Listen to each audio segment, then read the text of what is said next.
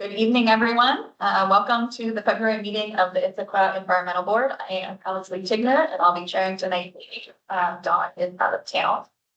Due to the hybrid format of today's meeting, I'd like to start by providing some guidelines. We have participants in the room as well as those attending virtually. For all meeting attendees, please speak clearly and pause frequently. State your name each time before speaking. For those in the room, please read your name card to indicate an interest to speak. For those attending virtually, mute your microphone when not speaking.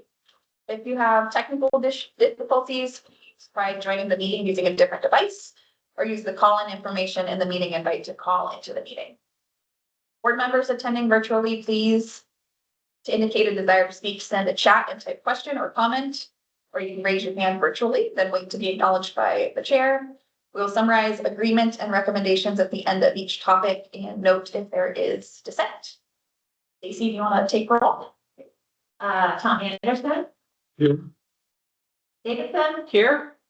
Jamie Finch. On his way. He's on there. Great. Crossman Hughes. Graham. Here. Ina Jan. Here. Don Williams has an excused absence. Dick DeBear has an excused absence. Alex Lee Tigner. Here. Ann Nickham has an excused absence. Keith Gonzalez. Here. And John Smith. Here.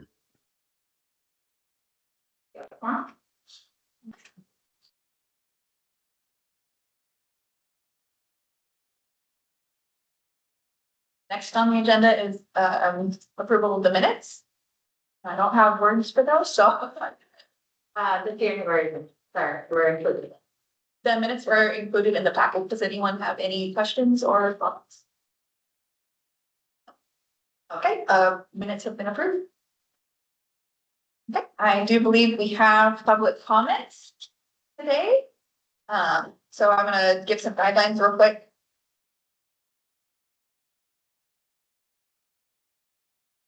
For the members of the public joining us, welcome. Stacey, did anyone submit written comments or indicate they'd like to speak? Yes, Ann Fletcher submitted written comments this afternoon and is present in the room would like to speak. Wonderful. And was there anyone online? We do not have any members of the public online. Okay. Ann, you're welcome. And feel free to come out here. Yeah, so you can hear it. Tell me where to stand. Why don't you just stand right front and center? Okay. I don't have my back to. It might a little bit, but I think that way you're closer. So a little bit to you. All right. Great. Great. Well, thanks for having the public comment. I'm Ann Fletcher. I'm a resident and a member of People for Climate Action. And I wanted to speak a little bit tonight. I haven't been here for a little while, but I like to check in every once in a while with this great board. So happy we have it. And I think tonight is real crucial.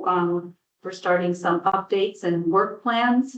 And if they're done well, I think they could give us a real firm footing for significant long-term improvements in our resource and energy use and improvements that will be regenerative and earth friendly. So the building code and the Title 18 land use codes, the sustainable building policy update, all of those are helping us support us reaching our greenhouse gas reduction targets. And in new buildings, they mostly focus on new buildings. And what I would like to talk to you tonight is about existing buildings. Existing buildings are great because they are the sources of greenhouse gas emissions and they have ICAP emission reduction targets and they are very challenging to make progress on. I would like to see a strong analysis of whether or not our ICAP has the right or enough action in this complex area, or if the actions that we do have are intensive enough, what needs to be changed to make them follow. The estimate I've seen of what will be required to transition to clean energy give me a sense of urgency, as I'm sure it does you too. that we can't afford to delay this crucial ICAP area, given the short timelines we have and the challenging barriers. With limited staff and financial resources, the city should prioritize areas which have the most greenhouse gas emission mitigation potential and the longest timelines to accomplish. That's why I'm concerned about the continued focus on municipal actions. Not that they're bad, they're wonderful, but they will affect 1% of our greenhouse gas emissions, while larger emission areas such as buildings and energy are not seeming to be called out for greater scrutiny in the work plan deep dives. So comparatively, the residential and commercial building actions would affect a much higher percentage of emissions, up to 50%, according to our latest greenhouse gas inventory. Now, not all of those are existing buildings, and some of them will be taken care of by the state legislation and other programs, but there'll still be a chunk left to the actual transition from gas to electric that's going to be kind of left up to the local government. Similarly, I'm hoping to learn tonight how necessary is the sustainable building policy update to a robust implementation of critical parts of the ICAP. The comp plan already supports it. So ideally, the building policy update should be done in a way that further enhances and does not delay a strong ICAP actions.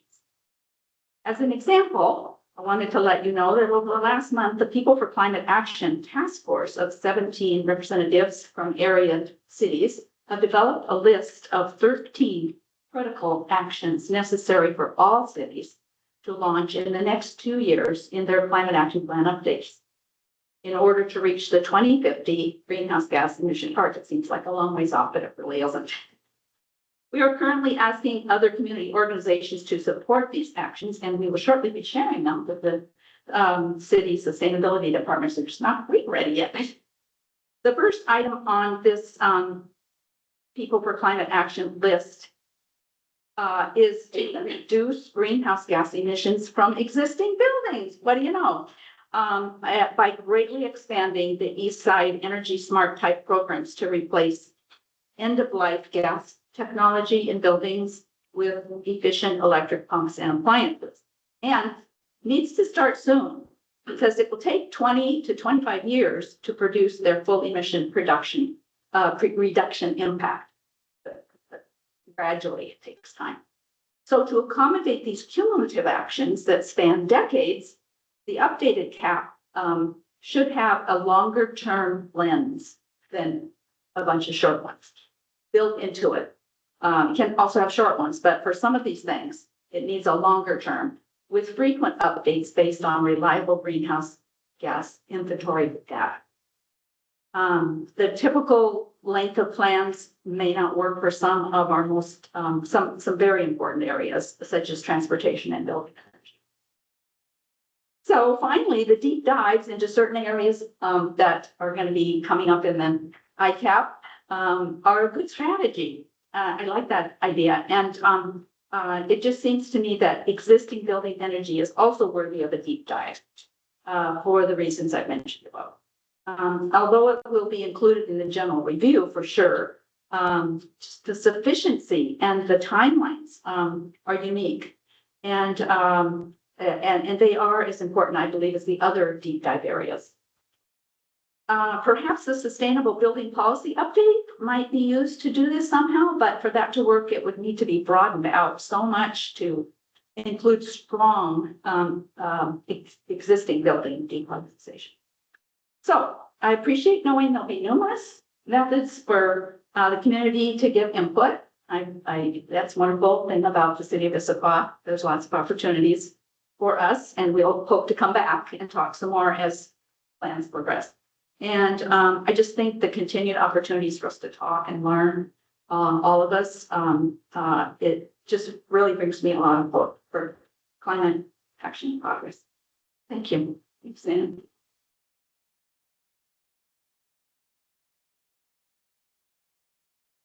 Yeah. All right, I'm going to hand this over to Stacy now for an overview of our first agenda item. It's a little more complicated. Great, thanks, Alex. We have a lot packed into our first item, which is looking at sustainable building codes and policies.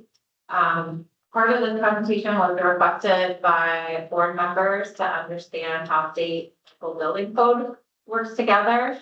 And that also sets the stage for a future conversation we may be having around Title 18, the land use code updates, not scheduled yet, but possibly in the future to be looking at revisiting the green building requirements for the community. And then this presentation also sets the stage for what David and our consultants will be presenting around the internal sustainable building and infrastructure policy. We have a lot packed into this item, but we're gonna start at the state level, move to our local code, and then talk about the. So first we'll hear from James, our building inspector, and Stephen, our planning director. We'll move on. David. DJ.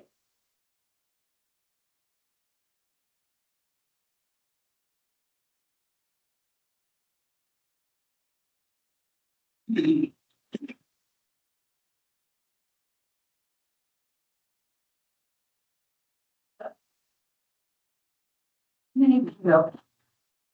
Okay.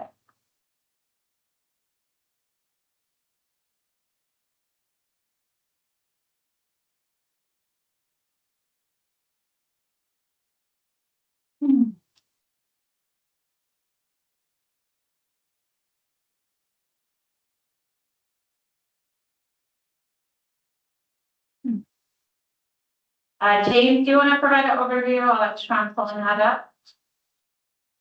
Oh, we can do that. I could barely hear you. We're having data problems. Okay.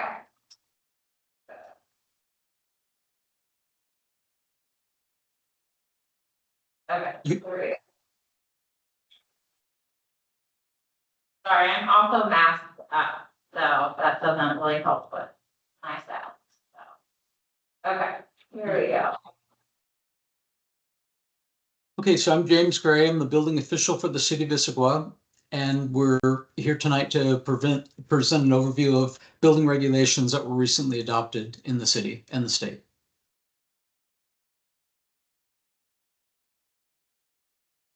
So we have if we could go backwards, we have a state building code council. They're like a subcommittee of the legislature who adopt the codes and do all the amendments for the entire state. And amendments are provisions to the code that the code gives you flexibility for each state to have its own particular processes. And that leads us to our local code, where the state does the adoption through the state building code council. And then our local council, we present every 3 years the building code updates and that for their approval.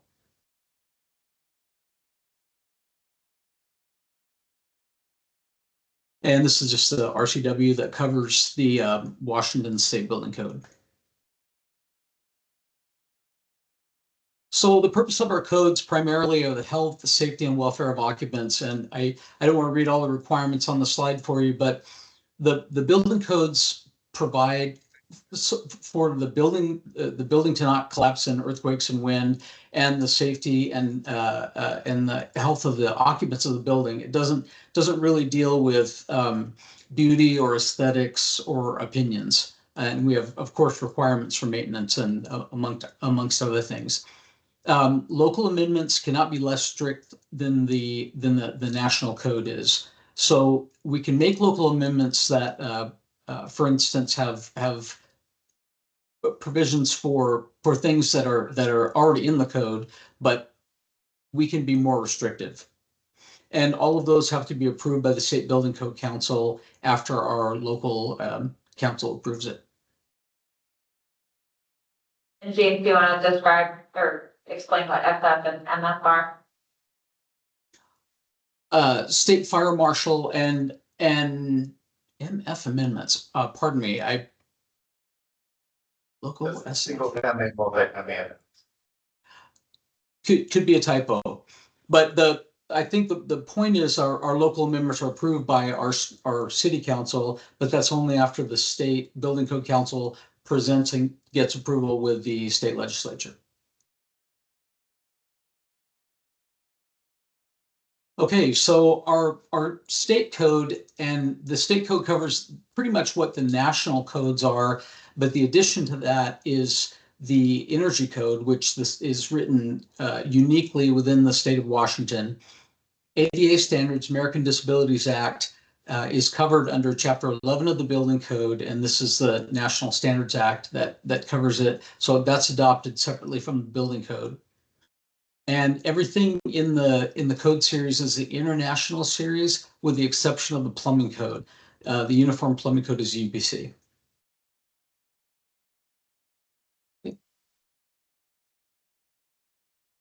So we have a big red pending state litigation, but we do have the energy code updates this time gave us much more efficient buildings. And I think the increasing credits from 6 to 7 really gives us a high, it's, as I say, it gives us a higher performing building, but it 6 to 7 credits for what you have to choose from is pretty significant in the in your energy analysis. We've got on-site renewables, electric outlets and gas equipment, and lighting control, which is of course occupancy sensors. And before the state of Washington had an amendment that you don't have to insulate concrete masonry units. We eliminated that. The same issues for elevating, demolition, construction, and salvage for material recycling. So in all, this energy code update provided a lot more efficiency in terms of what we require for building owners and folks that build. Hey, James, we have a question here. Nancy, would you like to go? Hi, James, Nancy Davidson. I'm looking at this and wondering about the enhanced digital lighting control. And I'm looking at the REI building or the rented building by REI and how the lights stay on. Also, the Costco building, the lights stay on. So did they not comply with the 2021 energy code update? You know, what it would be nice if some of these buildings turn their lights off at night, just even to send the signal that, you know, lighting is important. Dark skies are important for animals. It reduces energy use. I know LED lights are different, but, you know, I just think that, did that not go far enough? Are they not complying with the 2021 energy code?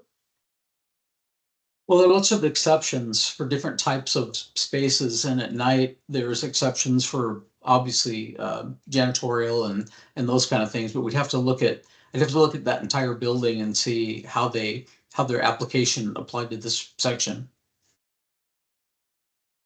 And also if you're talking about the Costco building, those were permitted under the 2015 code. That was a long time ago. REI is probably 2018 code. Talk to litigation and how much of the energy code is pretty much on hold.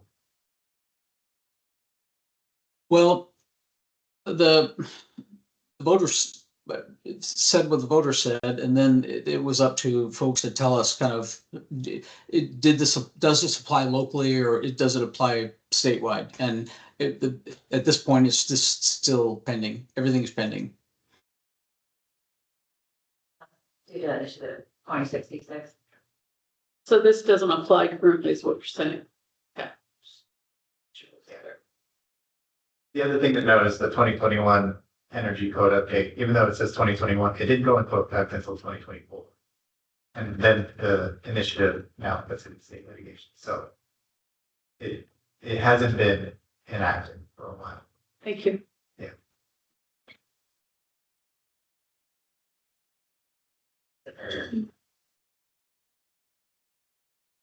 So this is just some examples of local construction that we have here that probably everybody recognizes. In all of the titles of the city, we get Title 16 covers the different building codes, mechanical, plumbing, electrical, all of that is in Title 16.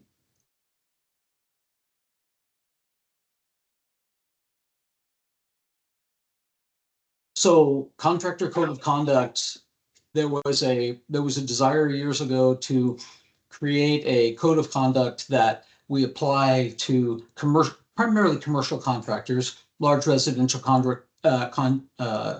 contractors as well.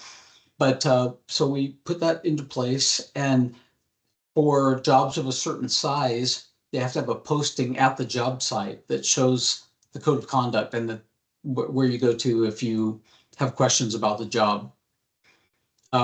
We were here tonight to give you this update about the 2021 code and then fees.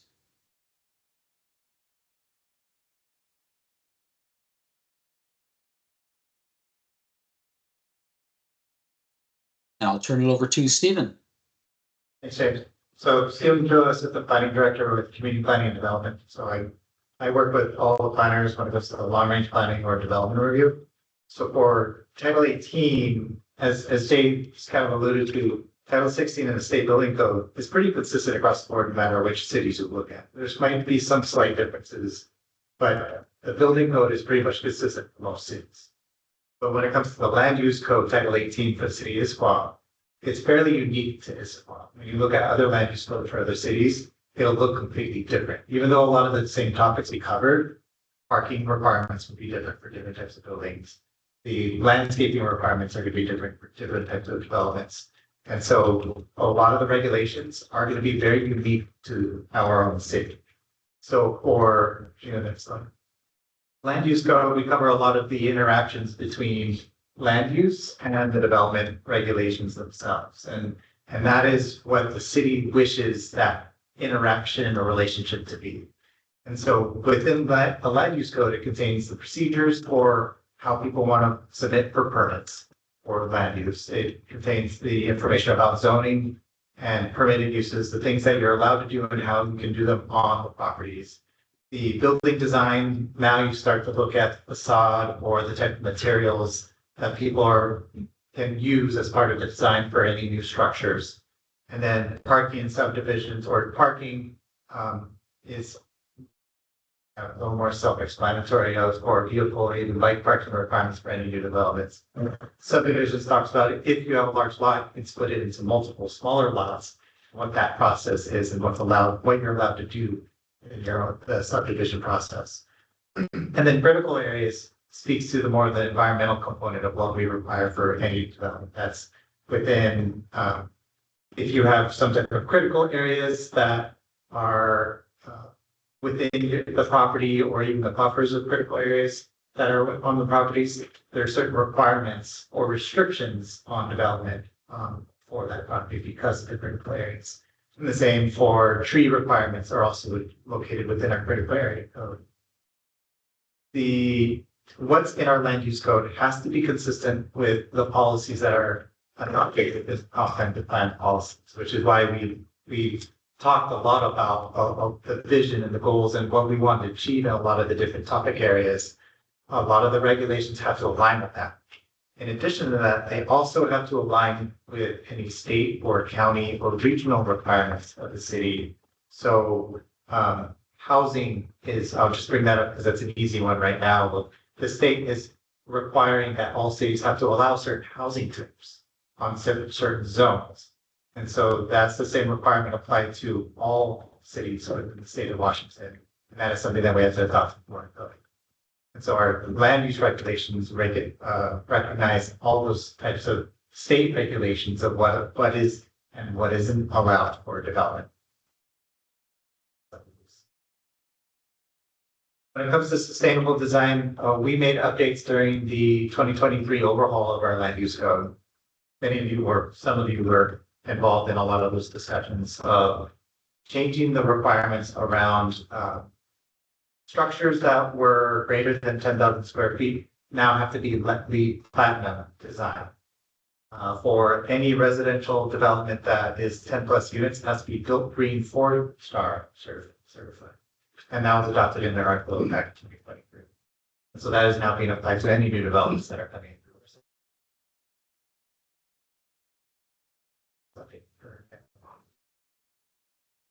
Sorry to ask questions, but Nancy Davidson again. It's my understanding the state legislature passed a law last year where any developments within a certain radius of a bus stop or on a transit line can go to 6 units per lot, such as Old Town and Squawk Mountain are 2 that I know are going to get hit pretty hard if this as we do that? Are we gonna update the land use code then to reflect how to do that? Yes, so, any requirement like that, we are in the process of having to update our land use code. The bills you're talking about is, for the record, it's a House Bill 1110, House Bill 1337. That's the middle housing and then the ADU bill. And for our city, it's actually up to 4 units, within a quarter mile for ADUs, and within a half mile for middle housing, no parking is required but it's within major transit stops, not just all transit services. And right now, the guidance from the state is that it's all sound transit services stops. So within a half mile, quarter mile of those stops. But right now there is a debate with the state on that type of guidance, because that's not exactly what was in the bill. So the more guidance hopefully will come out soon about that during the current legislative session. But to answer your question, yes, we would have to update the land use code to comply with what's required. And that has to be done by, when would that go into effect? I mean, so is that gonna be effective this year? Yes, so it was required to have our land use code updates adopted by June 2025. So we have ongoing projects right now to see what that looks like and what needs to change along with it. And no parking. Yes. Yes. Hi, Stephen, this is Raj. So I have a couple of questions. So the sustainable design, you said 10,000 square feet or more, right? Is that just city buildings or is it private properties as well, or single family homes as well? Not single family homes. For that requirement, it's primarily just non-residential structures. That's anything that's 10,000 square feet or more. Okay. And then for residential, it would be 10 plus. Yeah. Okay. And you said the land use code is different from city to city and Issaquah code is pretty unique. So can you elaborate a little on that? Like how is it different from the, neighboring cities? So, thank you for the question. So when you look at the land use code for cities of Sammamish or Bellevue or Redmond, they have parking requirements, they have critical area requirements. But what exactly they require is going to be different from the city of Issaquah. So like and I'm going to make up numbers just because I don't know what it is in our code right now. But for parking requirements, we might require 1 unit for every single family household. For Sammamish, they might require 2 parking units for every household. And Kirkland's going to be slightly different, and same with Bellevue, or they don't require any parking requirements for a single family household at all. So that's what I mean by that's different. Thank you. I'm just curious, so it seems like the sustainability unitary plan is something that, is it the Office of Sustainability manages? Is that correct? Or I'm just curious, how does this all fit together? Is that something you're going We're into? gonna get. Okay. About the next, so. Okay. yeah, we could do questions on state code. Got it. And 16. And then maybe if you could help, and this is sort of related to Praj's question, are there any things, putting our lens of like knowing what this general topic area is that you think whether it's on the Title 16 or Title 18 side, anything that you think we should be considering or that are like in nearby cities, if you guys were to, you probably have done kind of a review of where other kind of peer cities are. Is there anything that you think would be helpful context in addition to this on sort of more policy level things? Yeah, when we were doing the land use code overhaul, we did look at all the surrounding cities to see what other options there were when it came to sustainable design. And the biggest thing we noticed is that for things that cities offer, like I'll use Redmond as an example because it was a big discussion during the day. What they offer us as incentives for providing sustainable design, a lot of their incentives we actually require in our land use regulations. And so that may not be beneficial for developers to consider an incentive if we add something new, because the trade-offs that Redmond offers, we actually require. There's no incentive because there's no trade-off. And so that's part of I would say the consideration for sustainable design is looking at the benefits for developers of whether or not it's even feasible for them to consider it might be part of the conversation. Okay. And to be clear, when you say that, do you mean that like we are things that other cities would incentivize you to do, but not require you to do, we are requiring. And how would that, it sounds like you're saying that's impacting people's desire to build in Issaquah or build sustainably. How are you seeing that impact ultimately decision making by? One example is, some cities, offer, if you put in solar installations on the structure, they offer some type of, incentive saying you don't have to provide, we'll say heat pumps or some other design that's currently actually required in the city of Issaquah. Mm-hmm. And if that was actually a policy discussion, that's with every one of those changes, consideration of, do we want to require it or consider it as an actual incentive for a sustainable design? And so that's some of the trade-offs you have to consider. We have to, if we change anything, we require a lot of what other cities use as incentives. Okay, interesting. Thank you. Clarification. Yes, Tom Anderson here. How are these rules applied to remodels and additions for residential housing? Could you be more specific? Do you mean like remodels single family or larger residential? Well, let's say single family. Okay. Somebody wants to do a remodel on an older house. It doesn't meet the current codes. How it'll have to be brought up to code in some area. How is that balanced out? It depends on the scope of the remodel or the rehab of the structure. So right now we define that a major remodel has to be over 50% of the value of the reconstruction of the whole building. And if they exceed that threshold, we consider that basically having to meet the new, the requirements for a new construction. So then that's anything that would be new construction would now be applied to that reconstruction of that house because they have now exceeded that threshold. Just in the footprint of the remodel? Even if it's within the footprint, but if they're building up and the scope of their rehab is exceeding that value, then yeah, we would then apply the same requirements that we would apply to a new construction. And then some of the sustainable design requirements would kick in. But it's that threshold, none of those requirements apply. Is that pretty common throughout other municipalities? Yes.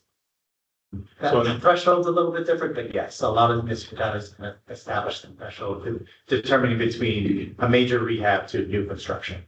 I'm just wondering if that's something, if that's a strategy that could be used to speak to the concerns that Anne raised for people for climate action.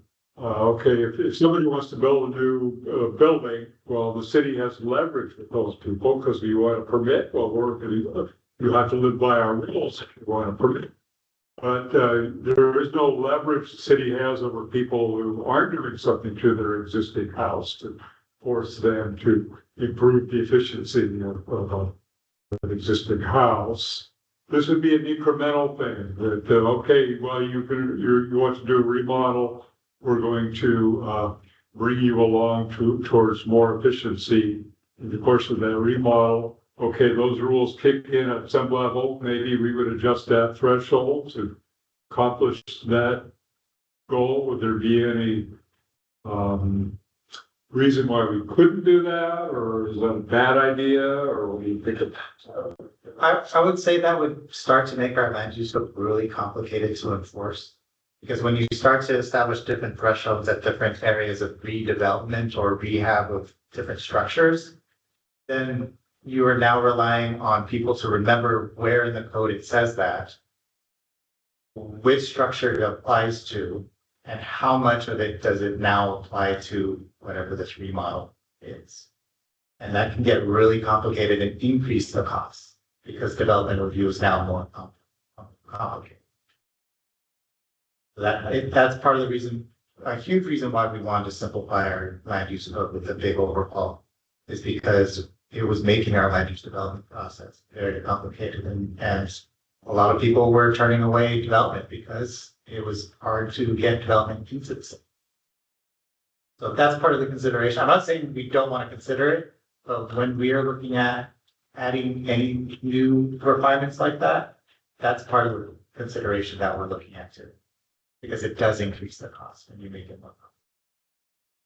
One more question, the 10,000 square foot threshold, how many commercial buildings are applied in Issaquah of that size or greater per year? I'd have to look through our project list to see which ones have been applied to that. Presumably a small number though, I mean, It's, yeah, one or two or something like I that. mean, it was just enacted a year and a half ago. So I would say a very small number. I'll have to get back to you on the exact. Thank you. I just kind of had a clarifying question. So Title 18 informed the comprehensive development, correct? Yes. It was kind of both ways. Okay, that So was gonna we, be my question, is Yeah. now the comp plan influencing Title 18? If there's new stuff that came up? yes and no. So we had the ICAP that was developed before we went through the whole comp plan update. The ICAP helped inform how we want to do the comp plan update, particularly for the new element, but also for existing elements. And so because we've used that as kind of a template, a lot of the regulations that were updated during the overhaul are consistent with the ICAP, but also the comp plan update that happened after we did the overhaul. At the same time, we still go back into the land use code to make sure things are consistent. I guess I had one more question then. I was trying to find it. I thought I had, maybe it's the next presentation, but that there were other requirements for like 5,000 square foot plus or silver or gold lead. Not for city buildings. Oh, just, so we don't have any sustainable for less than 10.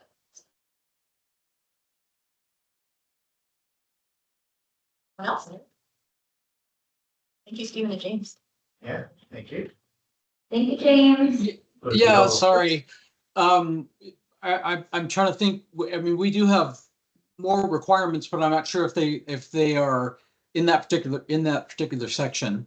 You know, like a small site recycling on site and we have other pieces where we could go beyond where we can. Thank you. I can probably leave, and if there's any other questions around till 1816, we can wrap those up all. I just have a quick follow-up question. Are we gonna see the update to the land use code? Or is that, Title 18 that's going on now, or is it just gonna go through PPC or someplace else? Most of it's gonna go through PPC. We are planning to bring the tree code updates to the environmental board, I think. Next month. Either March or April. Yeah. And it's gonna be adopted by council by the end of June, roughly. Yeah. That's the goal. Yeah, yes. The goal. Yeah, that's the goal. Thank you. Jonathan?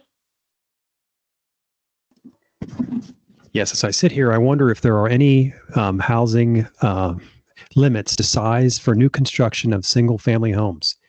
Considering the environment and impact to greenhouse gas emissions, it seems like smaller houses would emit a lot less greenhouse gases. And if you limited the size of these houses, then you could limit the emissions. Can you have a comment on that? Yeah, so each of our single family zones do have limits in the types of size of, they have height limits and they have setbacks, which limits kind of the horizontal and front to back sizes of structures on any property. Does that help answer your question?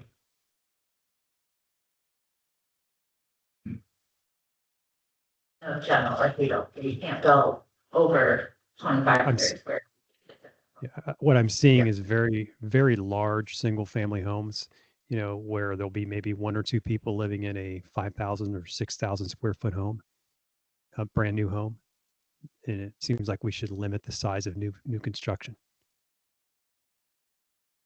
That is a policy discussion we can have.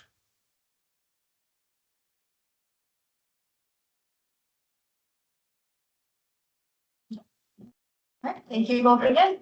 Yeah. Oh, Thanks so sorry. I'm sorry. It's- I'm real sorry, I don't mean to keep you here too long. I just had a quick question if flood code plays into this at all. Does the city write its own or have any of its own flood code, or is that all of the state? It's a balance of both. We do have requirements when it comes to floodplains.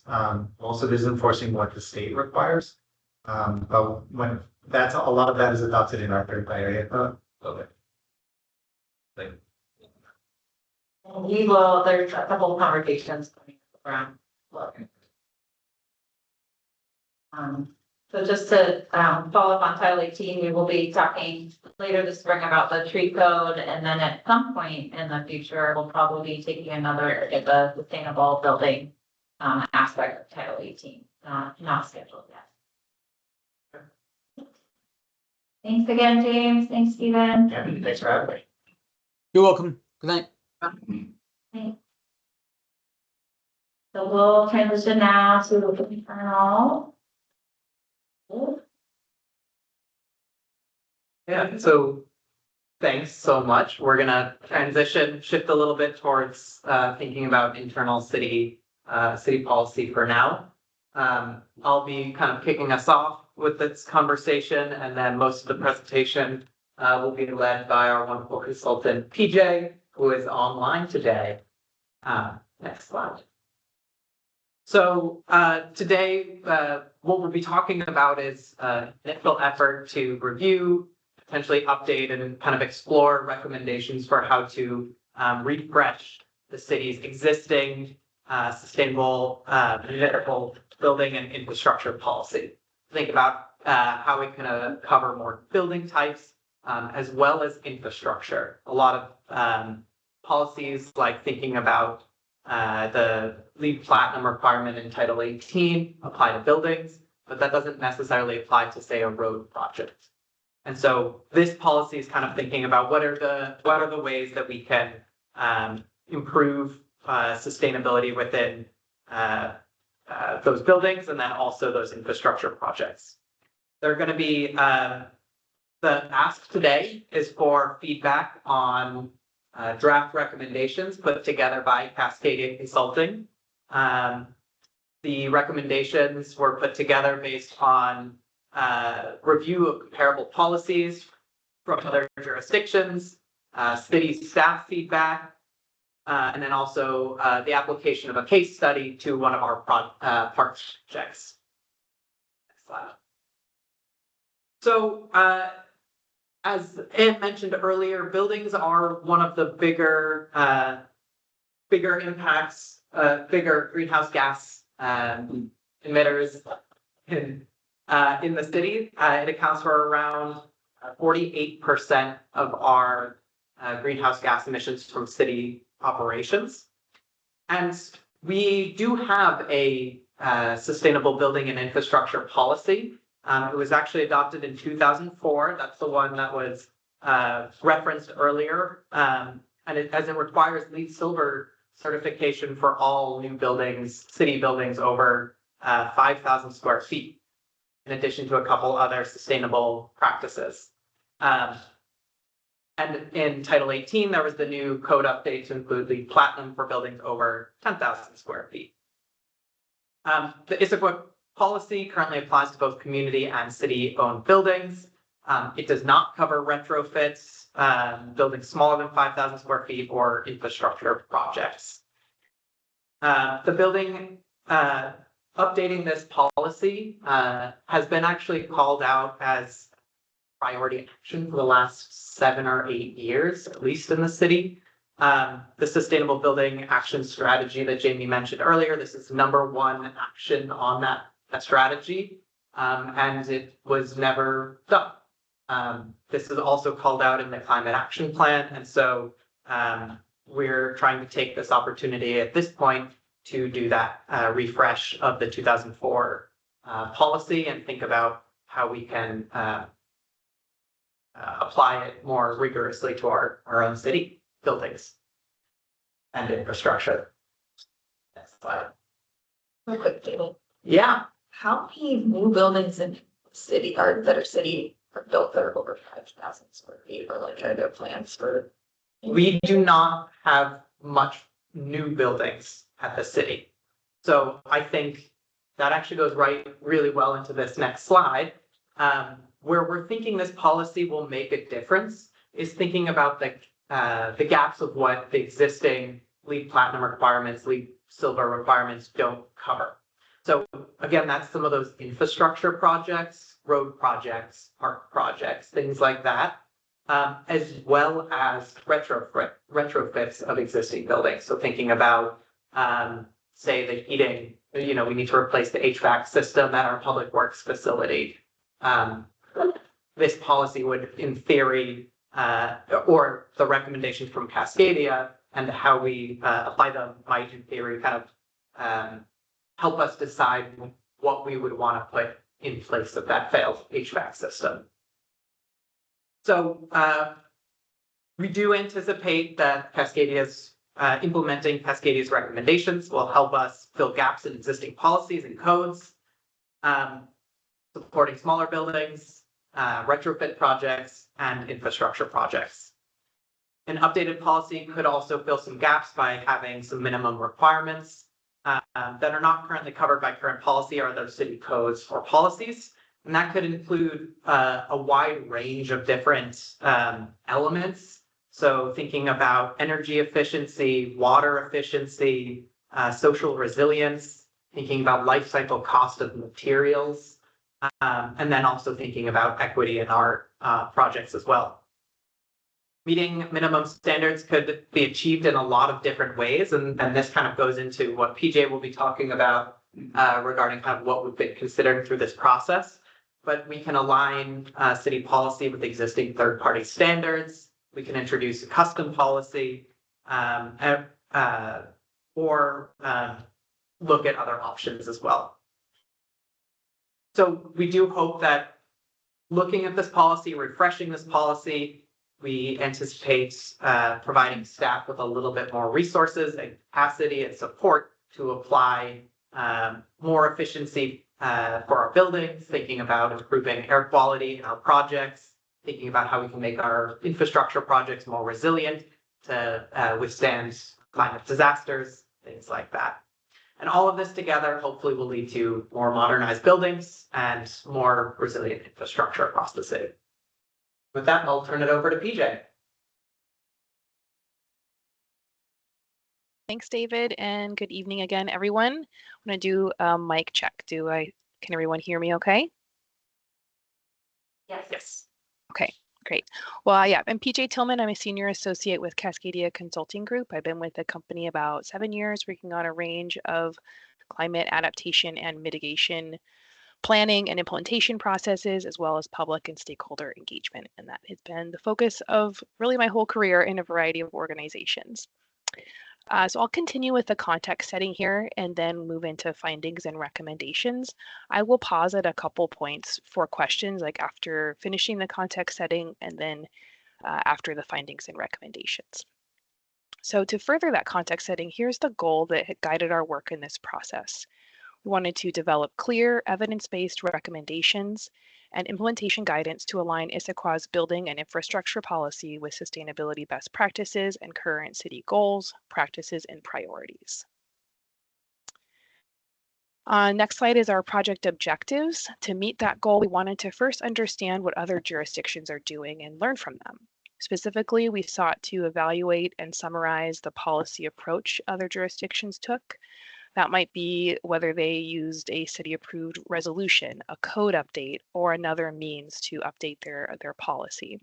We wanted to understand questions like how are sustainable building and infrastructure policies and tools structured at other jurisdictions, and how rigorous are they? We also wanted to understand the specific policy requirements and standards of the policy. Are they aligning with LEED? Are they aligning with Envision, which looks at sustainable infrastructure? Or are they aiming for a certain % energy efficiency to achieve in a building? And lastly, we wanted to understand how are they implementing this policy? What does the administration and governance look like? How much staff time is dedicated to sustainability? What are their internal processes to support compliance? What have they actually been able to implement to date? What are the impacts on staff? And what are the associated costs and benefits? That last objective around governance meant that we really needed to talk to jurisdictions because that kind of information is just not typically available on a web page or when you read through a policy. So we wanted to gather that information and talk to the folks who've been implementing. We also wanted to understand Issaquah City staff perspectives and input on these topics, focusing specifically on staff who would be asked to implement the policy as part of their jobs. And then pulling all of this information together through our analysis is what leads to the recommendations that I'll share at the end of the presentation. Next slide, I'll go through in more detail through our process. There's a lot here, so I'll just walk through starting in the top left. Anything that is a Issaquah City staff activity is in a blue color. Anything that is an activity with another jurisdiction is in the green color. So we started last summer with identifying about a dozen potential jurisdictions with similar sustainable building or infrastructure policies. We did an initial evaluation of those jurisdictions and narrowed it down to Seattle, King County, San Diego, and Pierce County. We chose these 4 jurisdictions because they represented the range of policies that we wanted to learn about. They included both local and non-local jurisdictions and were of varying sizes and therefore implementation contexts.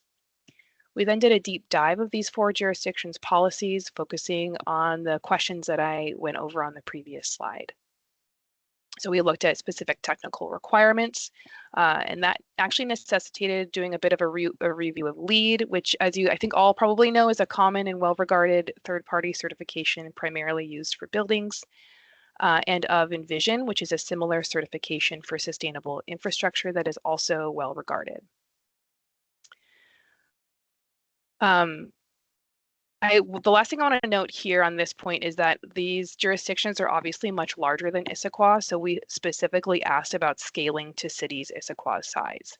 So I want to emphasize that we don't view these jurisdictions as pure jurisdictions in terms of size, but actually in terms of having similar policies to Issaquah and experience implementing them so that we could learn from their experience.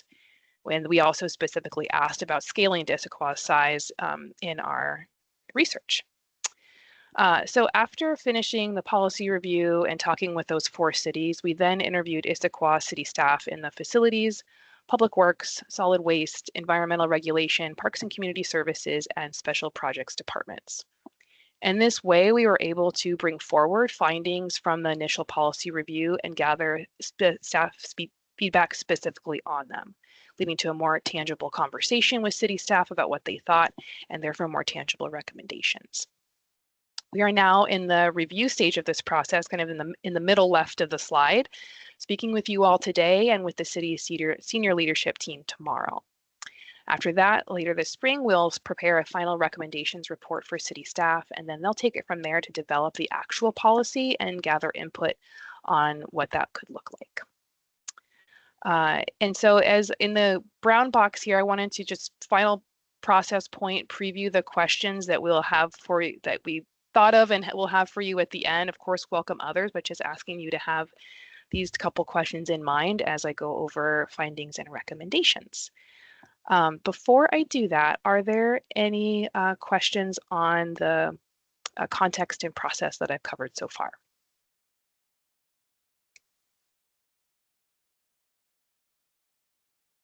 I'm curious, in the policy review with other jurisdictions, and maybe this is something you're going to get into, but in terms of how people scope their kind of sustainable building policies, was everyone consistent and it was mostly focused on municipal buildings, or how did that fit into the work that you guys were doing?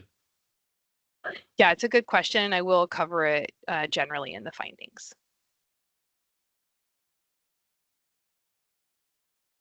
So I have a quick question.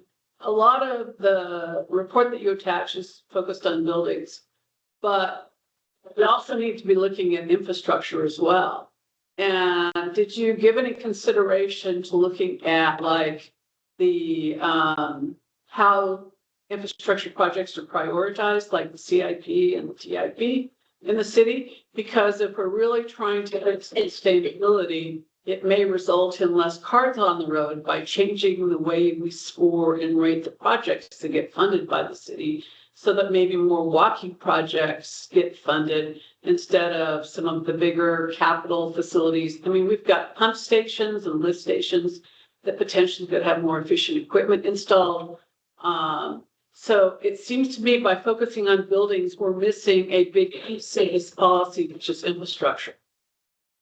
Yeah, that's a great point as well. And we're going to cover that actually in detail in the findings. That is definitely a part of what we talked about and what we'll recommend. It might be, what was someone going to say in the room?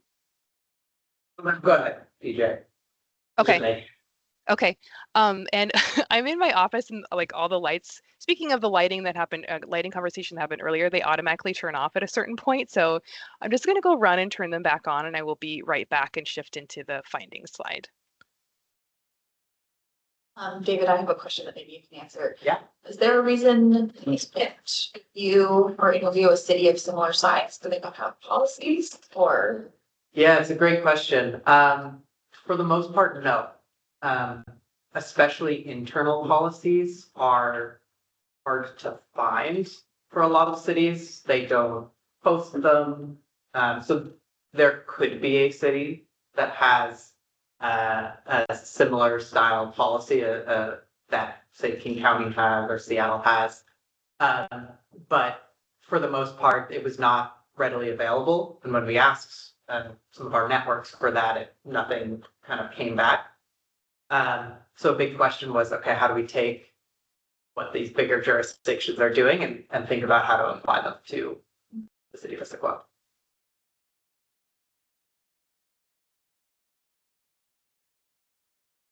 More questions right now? We're ready to move to the next part. PJ? Okay. Okay, so I'll now summarize what we learned from the policy review and interviews with Issaquah staff and staff from other jurisdictions. And thank you for that moment to go turn on the lights. I appreciate it. The key message overall, I'll highlight kind of key takeaways and then dig into these in particular. The key message from reviewing what other jurisdictions are doing is that aligning with a third-party certification like LEED or Envision is most common, as is focusing on buildings versus sites and capital projects. An effective administrative process and internal capacity and support are also necessary. You can stay on this slide for a moment. The key message really across most of the interviews with Issaquah staff is that staff are supportive of sustainability and in some cases strongly so, but administrative realities, cost concerns, and uncertainty about third-party certifications mean that staff generally, but not always, prefer to focus on what they can do within existing policy and process. So I'll dig into this slide first a bit more. Of the policies we reviewed from other jurisdictions, they included aligning with a third-party system like LEED or Envision, creating one's own policy or scorecard, or some combination of both of those. Consistent with Issaquah and many other cities and counties, Seattle, King County, and San Diego align with LEED or a comparable third-party rating system like Living Buildings for their sustainable municipal building and infrastructure policies.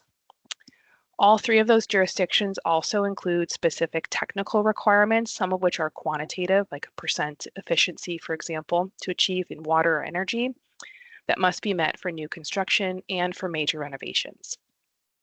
Uniquely, Pierce County has adopted what they call an electric first policy that directs individual departments and staff to create a building electrification strategy for individual municipal facilities. Also uniquely, King County developed a homegrown sustainable municipal infrastructure scorecard. This was highlighted in the ICAP as a way to expand on the city's 2004 policy as one of the options. And that actually occurred, the King County scorecard, prior to the release of Envision. So Envision is a rating system that's gaining traction as a third-party approach for sustainable infrastructure specifically. When we interviewed staff from King County, Seattle, and Pierce County, we weren't able to reach folks in San Diego about how they're implementing these policies. We heard that based on their experience, the administrative burden is lower with third-party certifications versus custom policies and scorecards. The reason they cited is that a third-party system already has a built-in administrative structure. It enables you to essentially check their boxes and follow their process instead of creating, updating, and managing a custom process internally. We heard this from King County, for example, which has both a custom scorecard and a policy of aligning to existing third-party systems. Both Seattle and King County have internal teams to support policy implementation, compliance, and reporting. While Pierce County takes a different approach, it's really just the staff and departments who act in kind of an ad hoc way. They meet quarterly and they're required to submit reports to council twice yearly. So they have a more grassroots approach in Pierce County. No matter the approach taken by the jurisdiction, the internal coordinating functions are seen as essential for success, as is leadership support. On the topic of scaling to a city Issaquah size, King County staff recommended scaling program management by the number of capital improvement projects. To give an example, when we spoke with them, they had about 440 capital improvement projects and a dedicated green building program management role at about 1.4 FTE. So that gives you an idea of how they think about scaling these things. Next, I want to cover the scope of the policy in other jurisdictions. This was something that came up in terms of, is it new or existing buildings and how large are they? Of the policies we reviewed from other jurisdictions, the scopes included new and existing municipal buildings of varying sizes, building sites, so the area immediately surrounding a building, capital projects and infrastructure, and in some cases, equipment and vehicles. Like Issaquah, many of these policies also apply to non-government buildings, but we really focused on the municipal scope of the policy since that was the intent of this work. Across the 4 jurisdictions, policies applying to the building itself are most common, followed by municipal sites, so the area around the building, and projects that are funded by the city budget or city or county budget. Just as a reminder here, Issaquah's policies currently only cover new buildings larger than 5,000 square feet. However, all 4 of the jurisdictions that we review that besides Issaquah have policies applying not only to new municipal building construction, but major and minor renovations as well. Seattle, King County, and San Diego's policies also extend to municipal leased spaces. So those are buildings the city doesn't own, but they are leasing for their city operations. For sites and infrastructure, as you can see here on the bottom, that's less common with just Seattle and or King County having that covered in their policy. I want to shift now to what we heard from city staff, and there's 4 findings here. When you see on what you see on the screen here are quotes from the conversations we had with Issaquah city staff, lightly edited for readability, and they represent what we heard across the departments we spoke with. So it is a representation of what we heard from all of the departments and staff. The first finding is that city staff are supportive of sustainability. You can see here, for example, we're so supportive of sustainability efforts at the city and in the department, and we're interested in doing more on sustainable procurement. The second finding is that despite that interest in sustainability, there's a lack of staff capacity to research sustainable materials, methods, investments, certifications, and more, and a lack of capacity to track, manage, comply with, and report on another policy. That, combined with the concern that sustainability investment may add cost to projects, means that administrative concerns are strongly shaping policy preferences among Issaquah city staff. Staff noted that the recent budget and in some cases staff reductions have only exacerbated these concerns. In one discussion, we heard that managing compliance with Envision's 64 sustainable infrastructure credits would be a significant administrative and financial lift. In another, we heard that currently affected departments comply and support change management. We just don't see how we could do more than that without dedicated staff and support. This was supported in another conversation where they noted it is more expensive to handle numerous compliance factors because they often need to hire external resources to monitor, design, and report. The third finding we heard is that specifically staff generally expressed a strong preference for relying on existing policies and standards such as stormwater requirements, SEPA, and the building code. They also preferred to pursue ad hoc sustainability that does not significantly affect, for example, add time or budget to their work. They also identified several existing policies or processes that sustainable building and infrastructure standards could be integrated into versus adding a new policy or checklist to manage. I'll cover all of that more in recommendations. A couple really good quotes here. I really like this one on the left side in particular. Our priority should be becoming more familiar with the current policy, which we have not yet fully implemented, before expanding it to include other infrastructure. Staff are not prepared to take on more responsibilities, even though we are committed to sustainability. And the final finding from city staff is that all of that being said about the concerns, there was support in some cases for a new and perhaps a stricter policy. For example, someone commented that they like the idea of a sustainability scorecard because they are easy to understand and could help us get buy-in and measure success. When asked if there were particular standards or requirements that staff could support or are already doing, water efficiency and quality, stormwater, waste diversion standards rose to the top. You can see here someone said our waste diversion goals are higher than our current performance, but they align with existing city goals. We would welcome an additional push to achieve those targets. Another person said, I don't think we do stormwater reuse, but that would be great. And so some of the reasons they're here on the screen, but the people cited for wanting to do more, they saw an opportunity for cost savings or other environmental benefits, or an additional lever with which they could help them meet the goals they have for their department or their program amid the existing administrative realities. I'll shift into recommendations now. We can just go to the very first recommendation slide. There are 3 of these. The first recommendation is to pursue a phased approach to an updated or expanded policy. Given the concerns that staff expressed about capacity to comply, we recommend the expanded policy be optional and encouraged in the near term. Then if the optional policy is not leading to desired emissions reductions or building of resilience, the city could then consider shifting to a mandatory policy at a later date.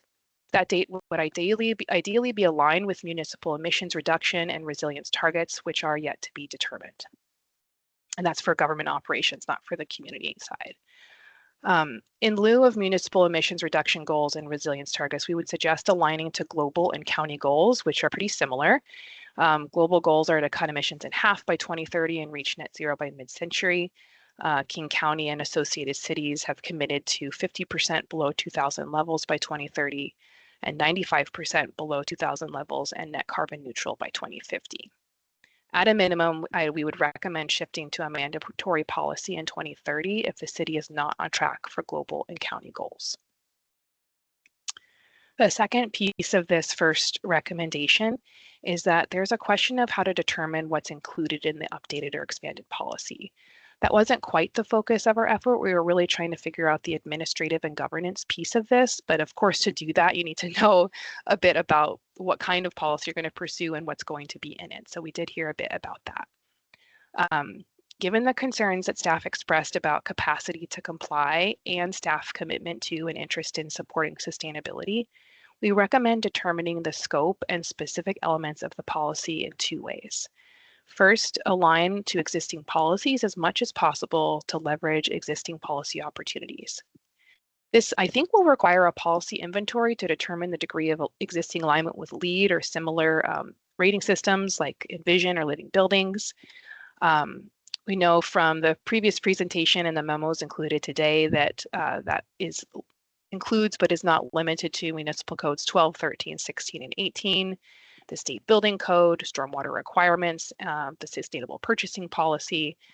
So already know there's a lot there, but kind of getting a sense of that and what is already covered by those policies versus what could go in this policy seems to be a need.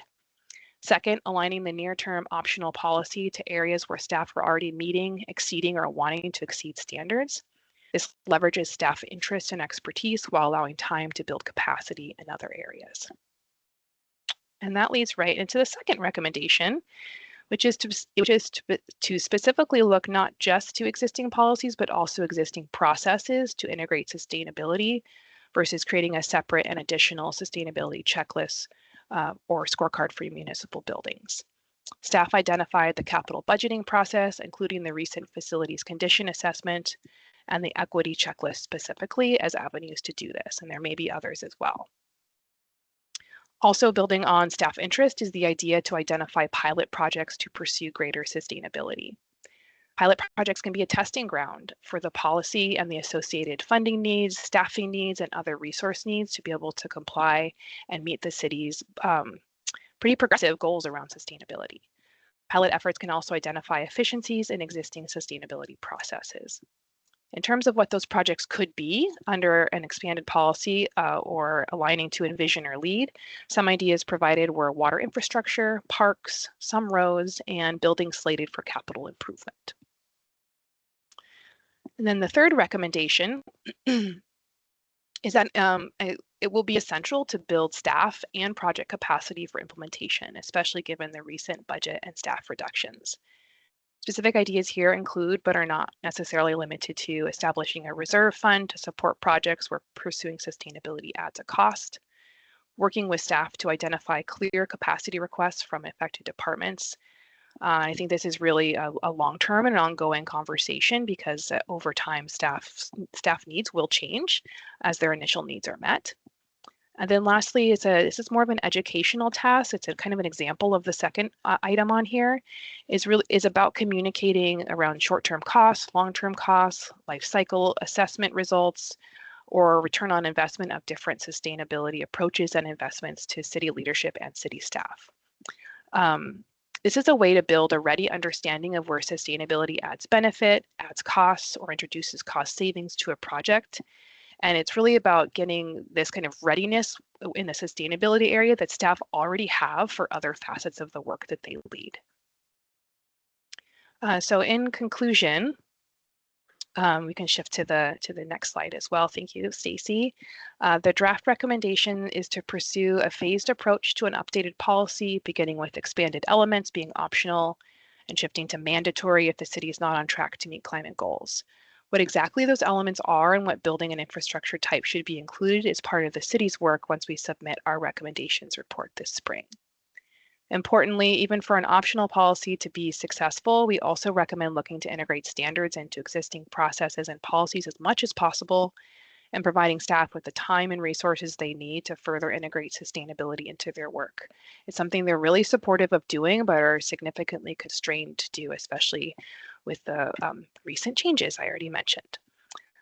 With that, I'd like to thank you so much for the opportunity to share this project with you and what we've learned, and I look forward to your questions and discussion. I think one other thing I'll add real quick is that feedback tonight will get incorporated for a conversation with city leadership tomorrow. So quick turnaround. Tom? Hi, it's Tom Anderson here. So what are your recommendations is to phase the policies? So that's in the time dimension, but I'm wondering about some of the things that you uncovered in your study of other jurisdictions there were like, well, let's apply it to not just new buildings, but let's apply it to major and minor renovations.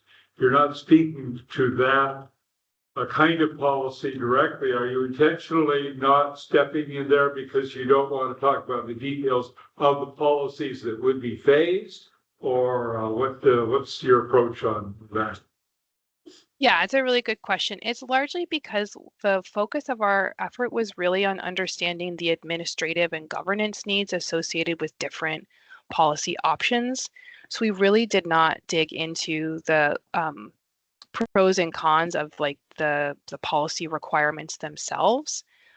So we're really just reflecting what we heard from staff in the process in terms of their preferences. I think, we can think about providing some recommendations based on our expertise as sustainability consultants, but that wasn't a specific ask of this process. So not something that I prepared recommendations around today. So not trying to avoid the question, but just was trying to stay focused on the request that we had. I think David may have more to say, but I think that's part of the city's work is to take all of this and think about what it specifically applies to. Yeah, I think one of the next steps with the final recommendation, once we get final recommendations from Cascadia, would be thinking about, to your point, Tom, kind of what gets phased when and what do we focus on at various points. Thinking about infrastructure projects, for instance, a lot of the third-party certifications have a lot of very specific requirements around, water efficiency and low-impact development on sites and energy efficiency and renewable energy generation, and all of these many different pieces that go into each project. And so I think one of the pieces of consideration will be in conversation with staff who are working on capital projects, what we can do earlier and what we would be working towards. Does that help answer the question a bit?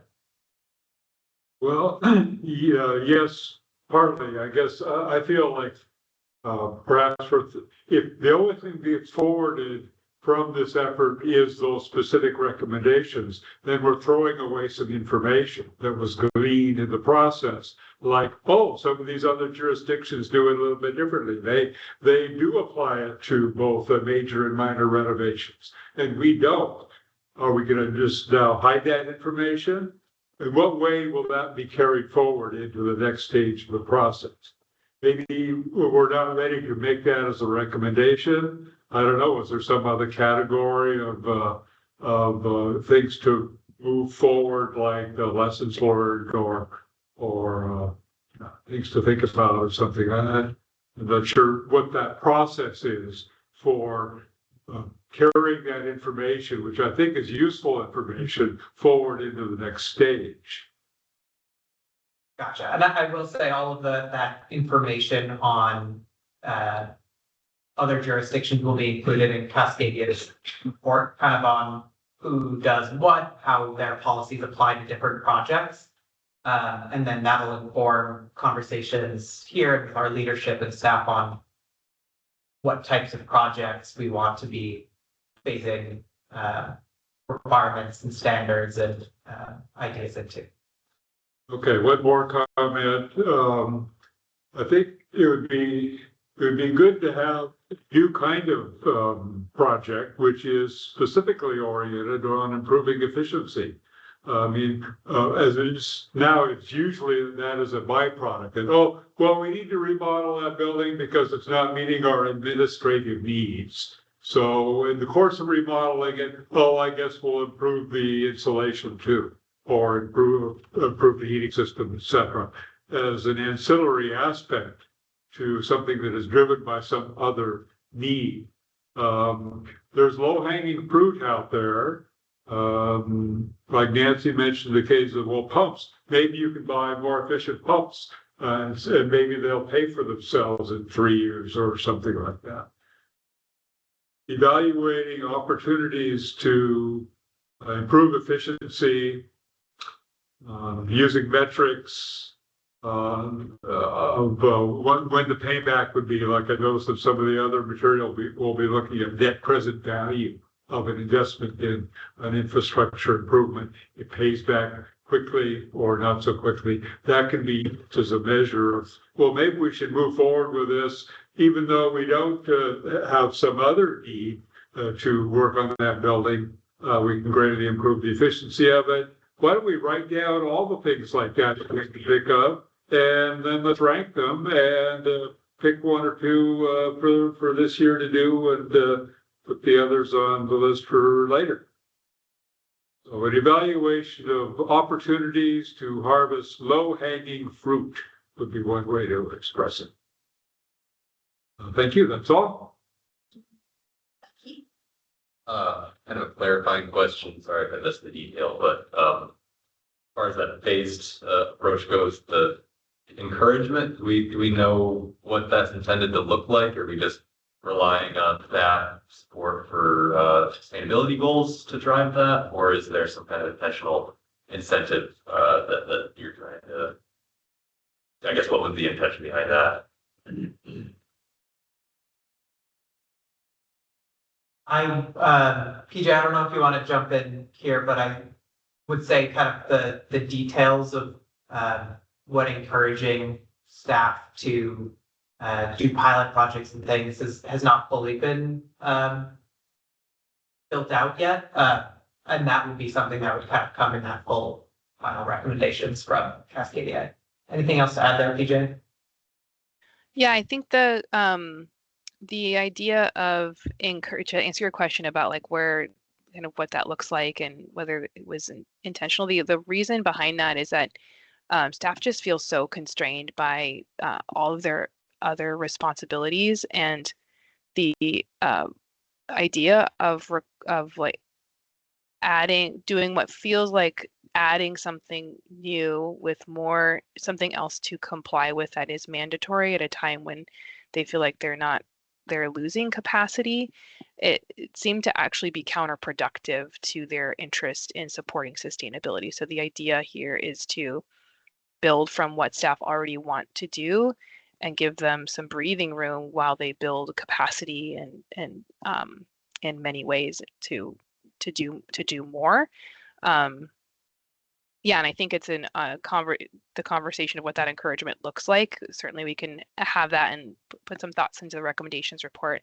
I also think it's a conversation with staff in terms of what could help them do that, because encouragement could look like more support from I'm not saying any of these are things that should happen, but just it could look like support from the sustainability team.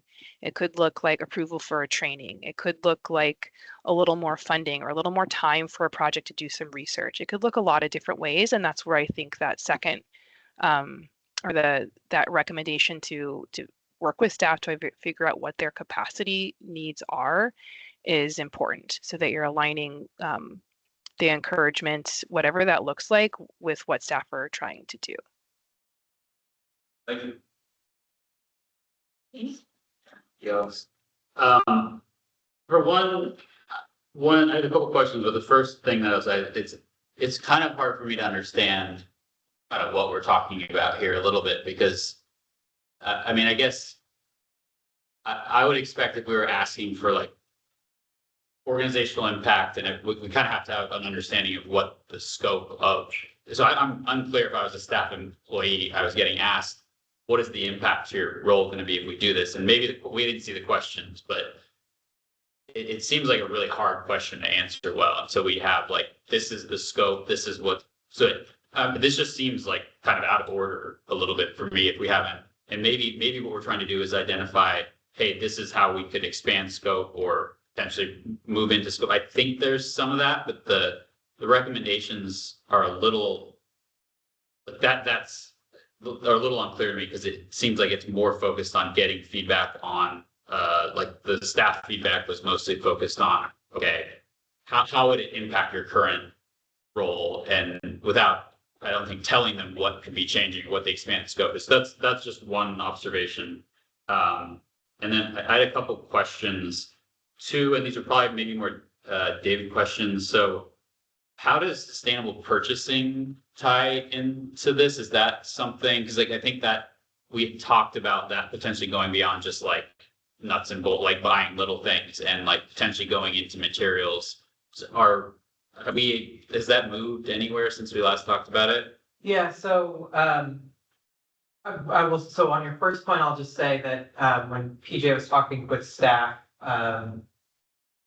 we were presenting kind of some of those requirements that are in lead in the Pierce County policy, things like that, and trying to get a sense on, okay, what, if these were the requirements really that you're having to deal with, kind of what would that do to your job, right? How would you be implementing it?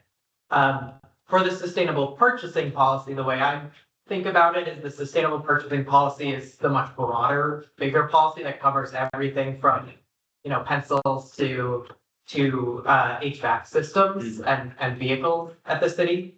And so I see this policy as almost going under the sustainable purchasing policy and focusing with more detail on infrastructure projects and buildings, and thinking about not necessarily, and thinking more around kind of specific recommendations and standards and ideas for those projects. Whereas the sustainable purchasing policy more generally says, think about environmental considerations, think about energy use. Okay. This policy is more around, well, what does it mean to have sustainable energy use? That might be, a 20% reduction over a base case or something like that. Okay, a related question. Can you remind me of the status of the building decarbonization inventory? That is complete, correct? Yes, so this goes to Tom's earlier point. We have completed our city facility decarbonization fuel transition assessment. We also have a couple energy audits completed as well. So we are working to identify kind of those near-term project wins we can have around best investment opportunities where our money will have the biggest impact on natural gas use, for instance. Thinking about which equipment is failing, and can be replaced sooner. And then also even thinking about those longer term projects. So there are some projects that, don't need to be changed out right now, but are really good, will have really good impacts on our natural gas use, for instance. The energy audits also look for kind of those other opportunities that have better payback periods, and then don't necessarily remove natural gas infrastructure, but will actually just improve the efficiency and operation of a couple of our facilities. Okay, and the reason I asked that is it's getting to Tom's point, which is it seems like a natural progression that right now we're only focusing on new buildings. We have done a building decarbonization inventory that the next place that this would go is for major retrofits or key system upgrades that we would be. So, and this is where I know that the scope of this was not to get to policy recommendations, but that's just where my head goes. So is that something is that when you guys are thinking about the first recommendation doesn't seem to be focused on that, but does that fit into any of the existing recommendations right now? Like something like that, like an actual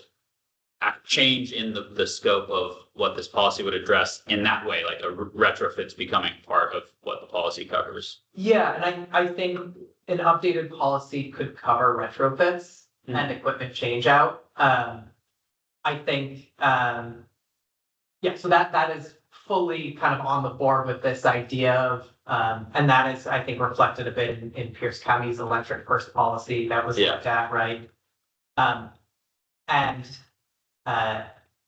I think when we think about kind of a phased approach and requirements, we are still implementing equipment retrofit projects that meet a lot of these stricter standards, but that don't necessarily have to go through a checklist for meeting kind of third-party standards. And I think that's where some of that staff concern comes up around we're doing really good, or we're trying to do the most energy efficiency products. We're trying to incorporate sustainable design already into some of these retrofit projects or parks projects or things, but trying to be careful about adding administrative burden onto that can just add cost and slow down some of those projects. Okay, yeah, I mean, I understand that like something like a infrastructure project that is completely in another realm and there's probably different requirements that you need to look at. But this seems like a much more natural progression where it's thinking about the same things just in a retrofit scenario. So I guess I know phasing, obviously that seems prudent, but it just seems like if we could get some of these low hanging fruit, like that seems like something that I wouldn't imagine that's going to add like a huge amount of burden. It's something that is already staff time is going into that you can provide recommendations. You have a lot of knowledge, you and Stacy. So and I think setting aside the whole question of like how I think Ann asked some really good questions about how do we think about this more broadly? How do we think about building decarbonization? What's the container for all the policies? But if we're just focusing on municipal buildings, it seems like there's some quick wins that we could potentially be looking at that you guys already have a lot of expertise on that could, and there's already investments being made in understanding what the options are. So I would just encourage that we focus on trying to drive home those ones that are low hanging fruit while we work on so I think it's probably in line with what recommendation 1 is, but maybe some more specifics on which projects or which parts of that to expand on. So just to reiterate something here, right? Maybe if we're thinking about kind of a phased approach, at least at the beginning, focusing in on some of those retrofit projects that we might already know kind of what some of those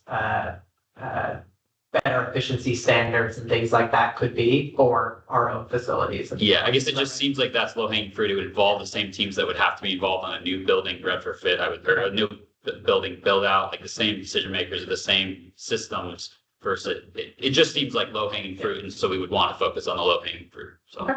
Great. Almost at time on this. Gentleman here.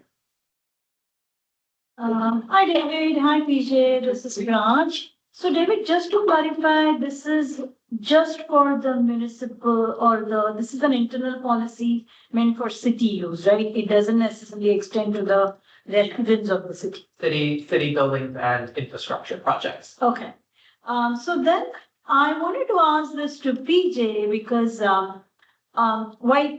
while coming up with the recommendations, were there any trade-offs or carbon credits or anything like that considered? I do like the phased approach because, sometimes it's better to progress at a slower pace and actually reach somewhere than, just pause it or stop it because you cannot do it and then try to pick up again after some time. So I do think phased approach does work better if you're not sure of it. But at the same time, I think the trade-offs will work better for sustainability too. Like, in certain areas, for example, you may not be able to show as much as, like, for example, I was talking about just reductions. You may not be able to show as much reductions as you would like to achieve. But in other areas, you might be able to do that. Or, you can show carbon credits, renewable energy credits, or things like that. So were trade-offs ever considered?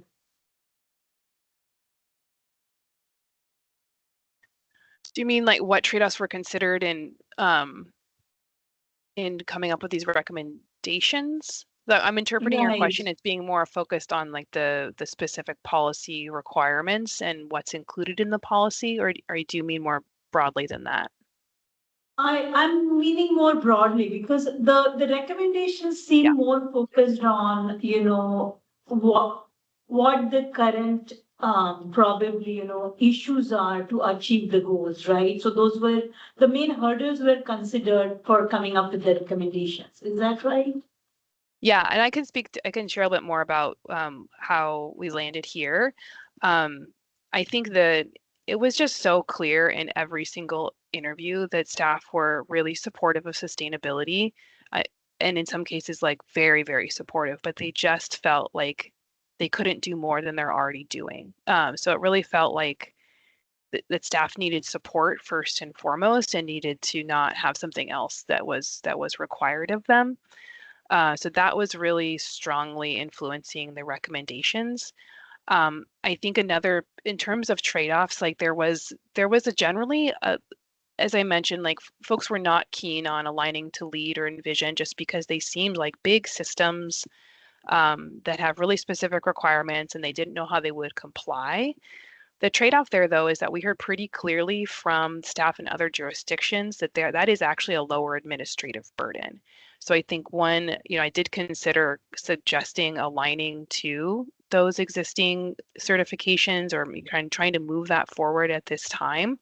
But it just seems like that staff just need a little more time to adjust to that idea and learn what would be entailed in aligning to LEED or Envision versus coming up with their own custom scorecard. So I think there are trade-offs there because it will take time to develop, an individual scorecard, which I think staff in general were leaning a bit more toward. That's going to take more time than just starting to use LEED or Envision and the like ample resources they have to certify and comply with that work. But staff just aren't, didn't seem to make sense to push on LEED or Envision when staff aren't, that there was just so many still questions about it. And then I think the other piece there is that like you can require or move toward these third-party systems and aggressive requirements. But if staff aren't able to comply, then you just have a policy that's not meeting standards. So I think that was another trade-off too, is just trying to match up, really focus on where staff were already meeting and trying to exceed standards, and then use some of the existing processes that everybody's been identifying. So I think that capital improvement project process, the decarbonization assessments and prioritizing those, and just getting sustainability into city processes is just seemed of interest to staff, and actually from a broader perspective is consistent with current sustainability best practices. Like trying, the whole movement in the sustainability field in the past several years has been to try and work sustainability into existing departments instead of, ultimately, like you need a central coordinating function, but getting individual staff and individual departments doing that work is where the work is headed. So trying to be consistent with those broader recommendations and best practices as well. I don't know how much that speaks to your question on like Right. carbon So I credits and just offset, have- but Right. So Peter, I just have one quick question, and this may be for David actually. So David, and this kind of boils down to what Jamie was saying as well. The recommendations seem to be based on, the staff ability to carry out, right? Is that actually, or was that actually the goal, or is it the city leadership putting out a policy and feeling, to some extent, how the staff can go about it? Because these are two different things. The recommendations solely seem based on the staff's ability to do it at the moment. Is that what your goal was? That's my question. And I think Lily was also kind of pointing to that. And that is where I was talking about the trade-offs. The trade-offs were more based as a overall, goal by the city leadership or whatever to see where we can cut down, where we cannot, and what is realistically we can achieve, and where realistically we can do sustainability trade-off. So still keep pushing forward. Yeah, I think all of that kind of came into these recommendations. So staff feedback was a big piece of this. We are moving this forward with leadership, commitment to trying to incorporate sustainability into the practices that we're doing at the city. A lot of this came out of those peer or other jurisdiction conversations as well, and their experience running sustainable building and infrastructure policies for hundreds of capital projects at a time, and what that realistically takes. So all of that kind of came in together to think about how can we at the city of Issaquah move towards our climate action goals in a way that is doable by our staff, and that won't necessarily just get ignored, if that makes sense, right? So trying to kind of fit within what we realistically can do at this current time. Okay, thank you. So in the second recommendation, you referred to an equity checklist. What kind of groups would that include? What kind of groups are you focused on that?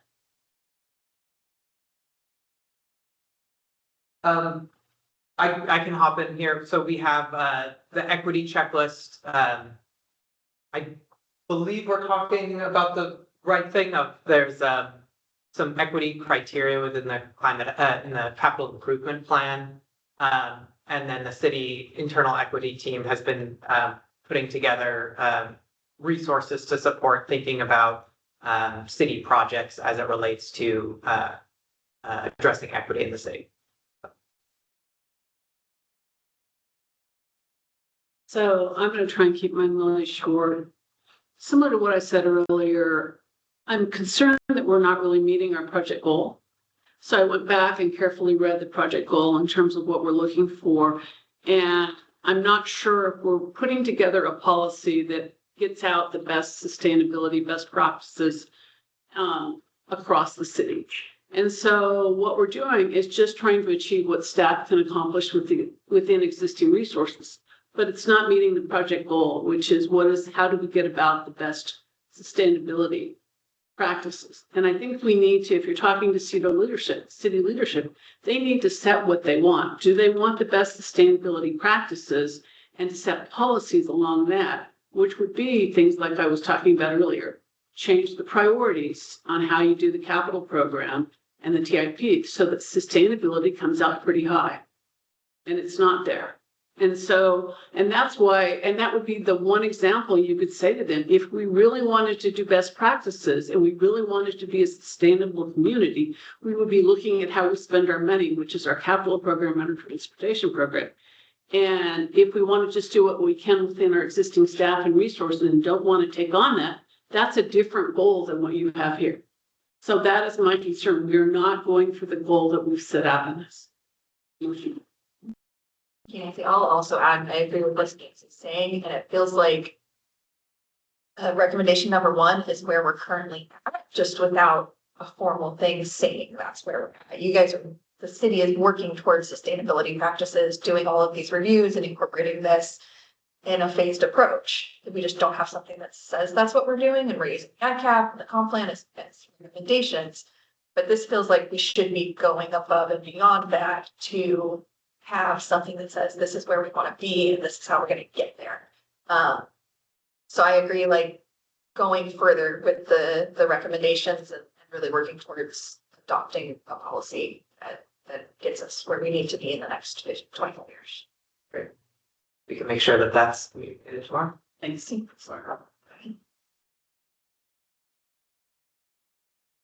Anything else on this topic? Thank you so much, PJ, for joining us. Thank you. Thank you, David. Thanks, PJ. Thanks for having me. Good evening. Hey, Stacy, ICAP update and confirmation. I realized it is 8:16.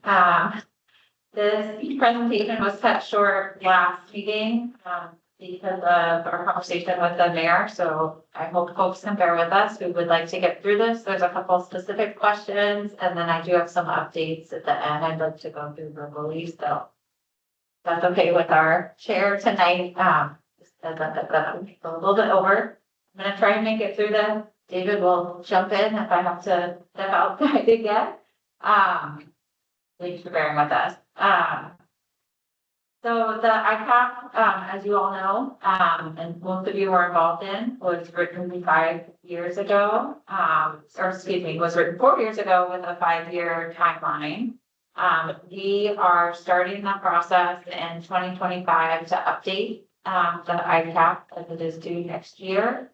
The reason we're starting so early is we're really aiming for the update adoption by June of 2026. This gets us ahead of the next city budget cycle. Staff usually submit their budget in July, but we would have an updated ICAP that's been adopted to back up our budget request for the next biennium. So I'm going to go through tonight just to talk a little bit about the purpose of the update, where we are planning to focus, talking a little bit more in detail about our proposal to have committees to do some deep dive, and then talk through our timeline and the environmental board will be engaged. And John, Nina, please raise your hand if you can't hear me. I'm probably the furthest away and trying to talk through a mask. So as mentioned, we're really starting this process now to get ahead of that budget cycle. And then the other thing I wanted to mention is that we do feel like there was a really extensive community engagement process as well as environmental board process in preparing the original ICAP. Even though it was done during COVID, there were numerous focus groups and open houses and set points with the board. We really feel like it was a pretty robust process, and we don't want to completely open up and rewrite the ICAP from scratch this go. We feel like there are a lot of really good components and actions and goals and targets within the plan. So we are really looking at approaching this as kind of a light touch or a refresh, although recognizing that there are some areas that need a little bit deeper dive. So to highlight those areas, where we are planning to put most of our focus. For certain areas such as transportation and land use, there were a number of actions in the 2021 plan that are actually complete. A lot of them were identified as being completed through the Title 18 update, and they were incorporated into Title 18. So we want to take a look at, in particular, that transportation and land use section, identify which of those actions truly are done, and then identify a new suite of actions that we think should be included to help in that focus area and help us towards our targets. Another example of a deep dive area is around our natural systems focus area. The target there is around tree canopy, but I think 0 action to actually speak to enhancing our tree canopy. There's a lot of other great natural systems actions, but they're not related to the target. So we want to be able to take a deep dive to that section, at least bring in some actions that relate to our target. Maybe revisit the existing actions that are in there and see if we feel like they still belong in the climate action plan. Another area we really want to make sure that we have measures associated with our actions that really help us track our progress and best align to our targets. And so looking across our suite of actions and making sure that we have the best metrics. A third area of focus is, you all recall, we spent a year and a half plus talking about the comprehensive plan update. Throughout that process, there were a lot of recommendations from the board that we kind of deferred to the ICAP update. We didn't feel like they belonged at the level of the comp plan, but more at the functional level of the ICAP. So we want to go back and revisit all those really great recommendations from the board and determine which of those we want to incorporate into this update. Another area we plan to look at is what is the plan going to cost to implement? In particular, what is the level of municipal investment that's needed and where might there be some gaps? The original ICAP had a very high level economic assessment, $1 to $4 signs on the range of costs for implementing the action. We really want to look at what does it cost the city to implement so that we can be best prepared for our budget or what types of grants we're going after. And then a fifth area is tribal engagement. Based on what we've been able to pull together from the original development of the plan, the tribe was then consulted one-on-one. They were invited to some of the natural systems discussions, for example, but we really want to thoughtfully engage with the tribe, understand their priorities and needs and interests, and what we can incorporate into the ICAP to make sure those interests are addressed. And then lastly, actually Anne touched on this a little bit in her public comment, is we want to speak with you all around timelines. First, kind of what does the timeline of the ICAP look like? Do we want to continue this as a 5-year plan? Do we think it actually would be better as a 10-year plan with some more regular check-ins throughout? And then also, as we spoke about last year when David presented on the greenhouse gas inventory, is we want to revisit how frequently those greenhouse gas inventories take place for our jurisdiction and have that covered in the ICAP. So I mentioned this as a light touch or a refresh. I know this sounds like a lot, but we do see it as a pretty focused update, and it touches on the area that David and I have really identified as needing some improvement as we've gotten to know this plan over the last few years. And we think these areas will really help us be strategic in the actions that we implement, our budget requests, and really making better progress towards our targets.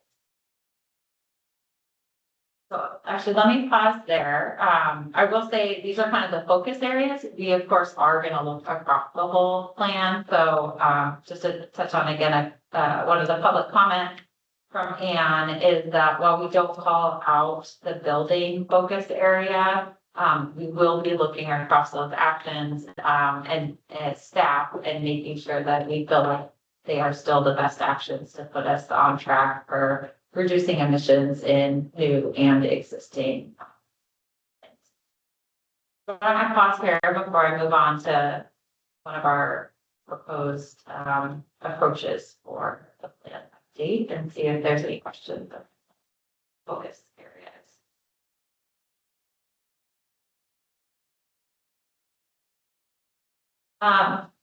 So as we were starting to think about how to approach this update, we felt like because we had some really specific areas that we wanted to dive deep into, we felt like that would be best done through a committee or work group or small group structure.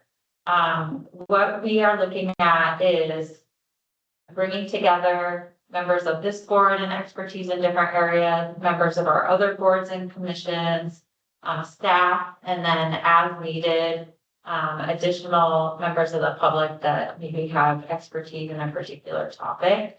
And that these groups of small groups would come together and really deep dive into 3 specific areas.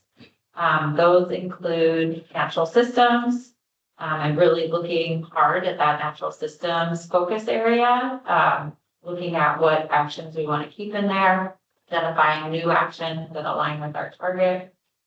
The transportation and land use area, which I mentioned, we want to look across especially those actions that related to Title 18, and also see if we need to bring in some new actions there. And then a group that would focus on metrics, which would probably kind of follow these other 2 committees and really look across local plan and the actions that are proposed and look how we can best measure those in time to our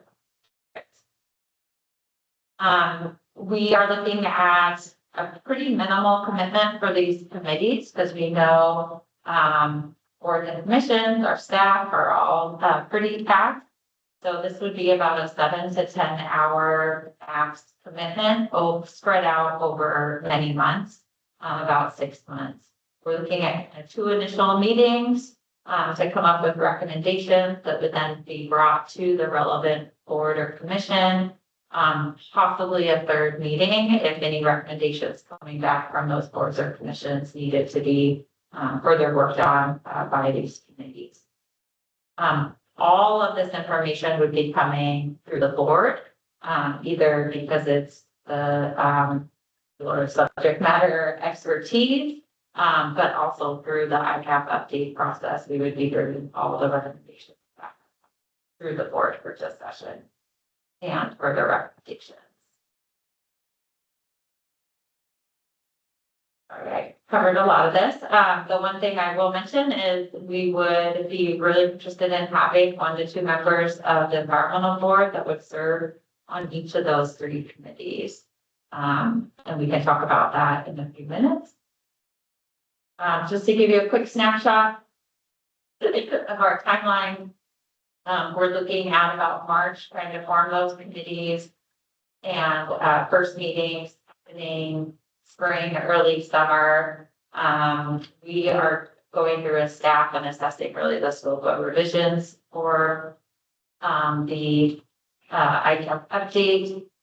We'd be looking at late summer, fall, beginning to bring any recommendations coming out of the committee specific to action revisions. Those would be going back to the relevant boards and committees. Information coming through the environmental board. We'd also be looking to work through that economic analysis to government around that same time. And then looking into early next year would be incorporating any final recommendations for the update, a final review by the board, and then going through the council process to aim for adoption. So what we're looking for tonight is general feedback, questions, comments on the approach, and then also if anyone is interested in volunteering tonight, we are looking for volunteers to participate on those 3 committees, natural systems, land use and transportation, and then the metrics committee. We can also reach out to folks individually if they're feeling a little shy about volunteering tonight or want to learn more about what that commitment looks like.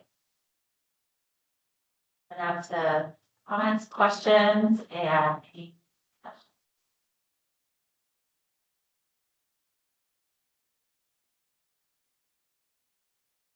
So Stacy, wanted to know a little bit more about the metrics,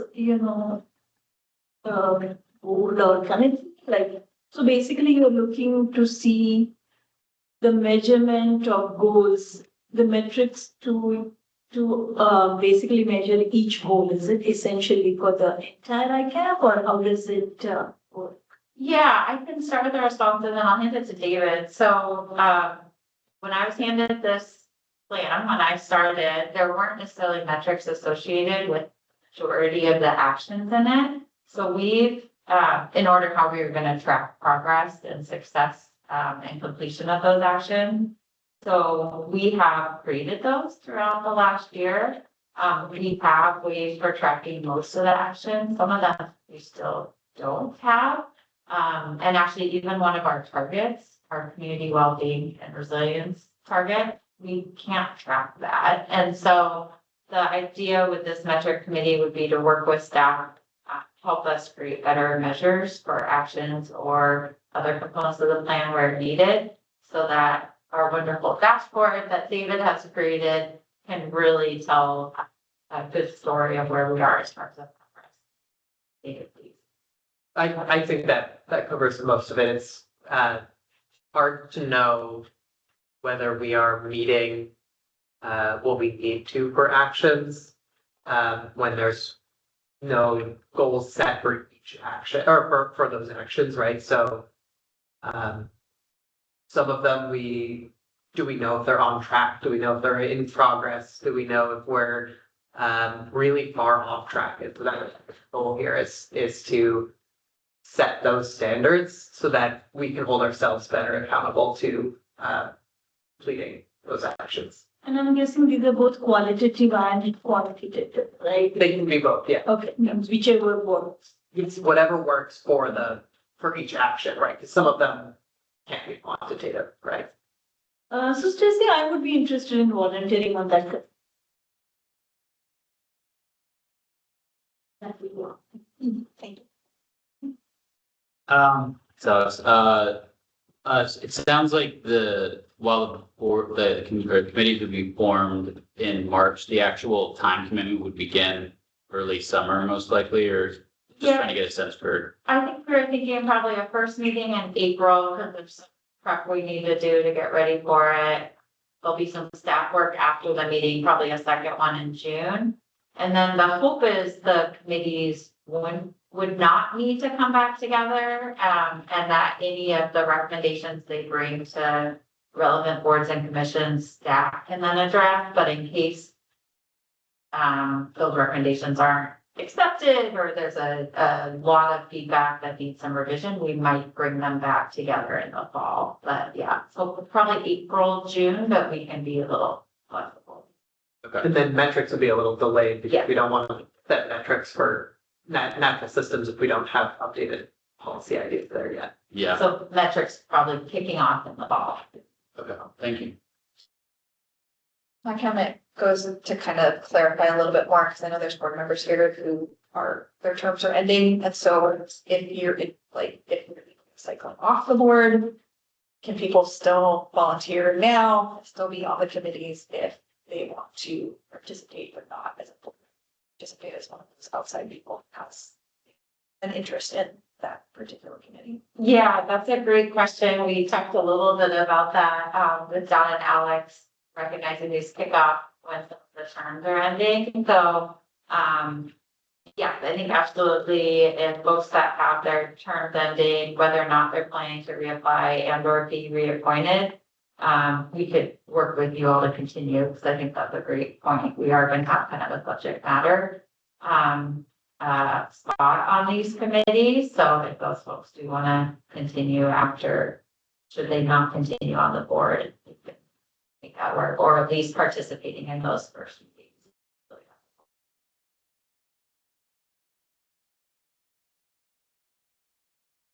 Anyone else have feedback for the approach, or? I was just gonna volunteer for the Net Systems Committee. I've got a weird work schedule over that time frame, so only if other folks who are more freely available aren't interested, but.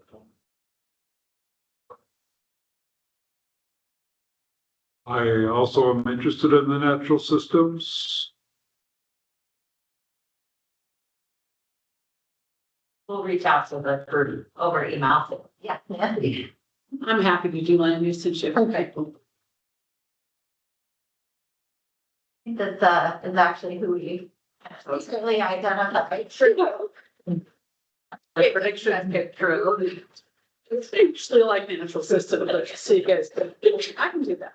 And we'll reach out, so if John wants to think about it, Mina, and, those that aren't joining the meeting tonight, so definitely make space for whoever wants it.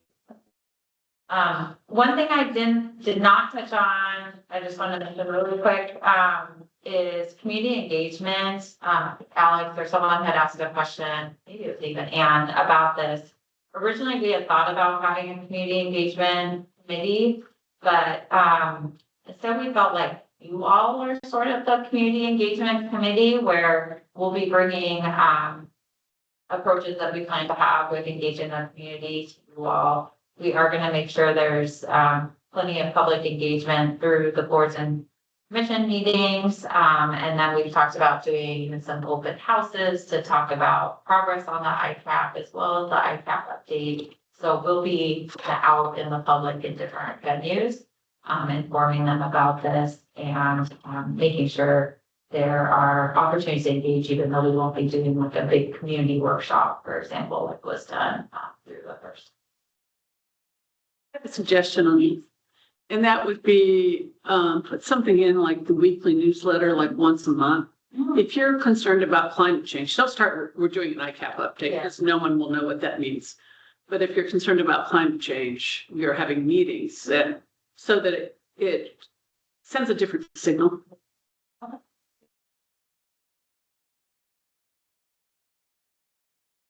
Great, thank you. All right, Stacy, you have some updates. Yeah, I recommend 8:36, so I will be quick. I know Karen did not have a youth update. Nina, I can't remember if you said you had a youth update or no. I do not, thank you. Thank you.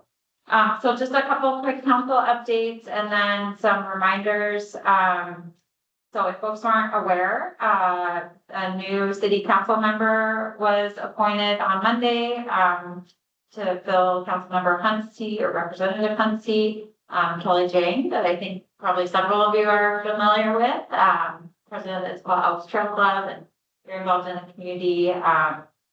So she was appointed on sworn in on Monday. Council also adopted the urban forest management plan last week. And Dan will be providing updates to the board in a few months about updates around that plan.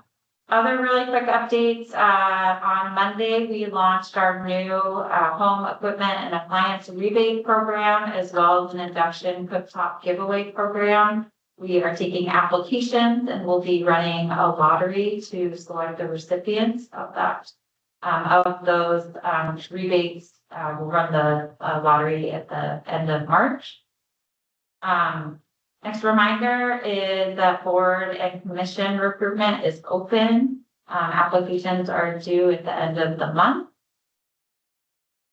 We will also be opening up nominations for the Ruth Keys and Community Environment Awards. Those will open up, I believe, next week. We have some former recipients. Anne and John both received a community award 2 years ago, I believe it was.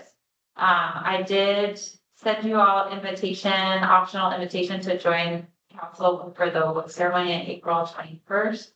But do be thinking about if there's any kind of legacy impact members of our community that you all would want to nominate for the Ruth Keys Award, or other community members that have made a really big difference, maybe on a little bit smaller scale, is what the Community Environmental Award is for. We have the Sustainability Fair coming up April 26th. Really great vendors and activities shaping up. We had talked at one point about the board possibly having a booth there. You all had mentioned you wanted to get out into the community a little bit more. I wanted to see if that's something you all want to do. We would need board members to staff it between 9 and 2 that Saturday. Can I see what's the date? So It's April 26th. It's a Saturday. I can send out a note about this, but just wanted to get a general feel if folks, we do a raise a hand non-committal if we want to have a booth. And look at your calendars and see if you can help staff it. Couple nods, couple hands. We usually have like snack and coffee for folks too, so. Yeah. Or you. Okay. So the sustainability office has been at a table there in the town. He's talking about This would be a separate table just for the environmental board, separate, and then you'll have a separate table for sustainability. We will have tables for our programs. David and I are kind of running around managing the whole day. This would be just for the board, for you all to engage with the community and share what you're doing. You know, Alex is probably gonna have her own maybe the field trip booth. So some of you have commitments through your other organization. Got John and Nina. Yeah. John and Nina, interested, or if you have a comment? John first. Interested. Okay, great. Yeah, well, and I'm interested in supporting it if I don't have a schedule conflict. Great. So, Yeah, so we'll count that as a yes, and then we can reach out to you all and get confirmation on who could staff when and, or be at the booth when, if it falls through, not a big deal, we can rearrange tables. So, great, I think that will be really great, and we can help think about what's important. Last couple of things, our March meeting is gonna be a little unique. The first 30 minutes of the meeting will be a joint meeting with our Sister Cities Commission to discuss a potential climate project that we would be doing with our sister city in Chefchaouen, Morocco. The mayor's gonna join to talk about her expectations for our project. This has been of interest for the last couple of years for us to do a joint project with them related to climate or sustainability. So that'll be just kind of a brief introduction from the mayor. We don't have a project to propose yet, but have a few ideas. And then we also have another special meeting on the calendar. This is with the Equity Board on April 2nd. This will probably be a short meeting, about 60 minutes or less, to hear from King County Flood Control District. So that is different than our regularly scheduled meeting, but hope that at least we can have 5 members there. And the last thing I was just gonna mention is there's a lot in the news, a lot of concern around federal funding and freezes and unfreezes. And just to let folks know that we are tracking that, we have one grant directly potentially impacted by that. We think we're gonna be okay. It's actually helping with our fleet chargers at this building and a couple other buildings.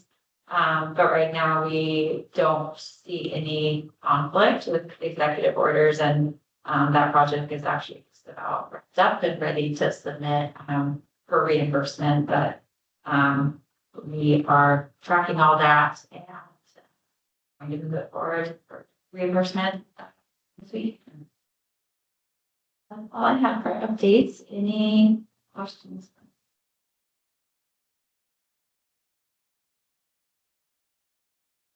Thank you, everyone, for coming, and we're adjourned.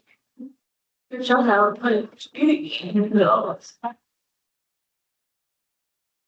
We all